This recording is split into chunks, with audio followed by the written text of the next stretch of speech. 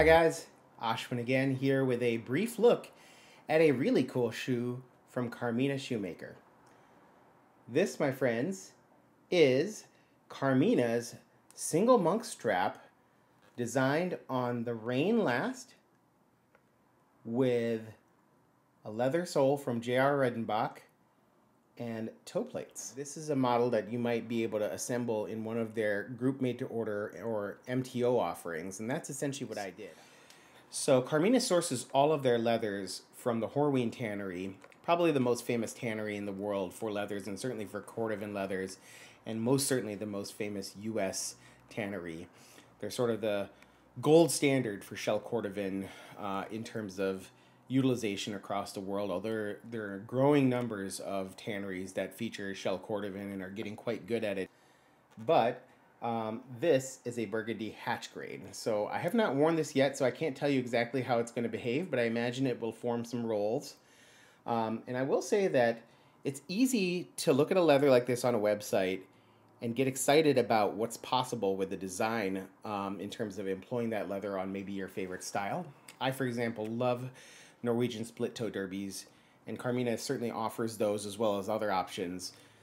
But Norwegian split-toes actually have a number of design elements that are sufficient to draw one's attention to the shoe without necessarily employing a hatch grain leather. Now, everybody's got their own aesthetic choices, but my thought when I put this design together on their GMTO was to find a shoe that could really stand out in terms of both its last as well as its simplicity, in a manner to really allow this hatch grain Cordovan leather to stand out as its defining feature. And so I chose a single monk strap because I simply did not have a single monk strap in my library.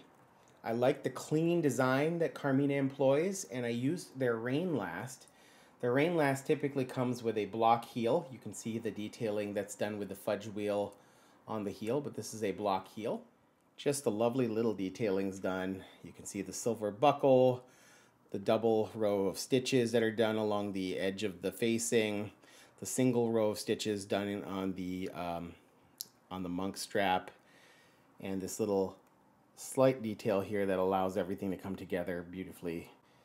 So, beautiful, clean, simple design that draws one's attention to the leather, and overall just a really, really clean design. Very, very subtle beveling on the waist. You can see the nailing on the heel block, the JR soles, and the Lulu toe plate, which I requested, which is an additional, I believe, 50 or so euro to get that done.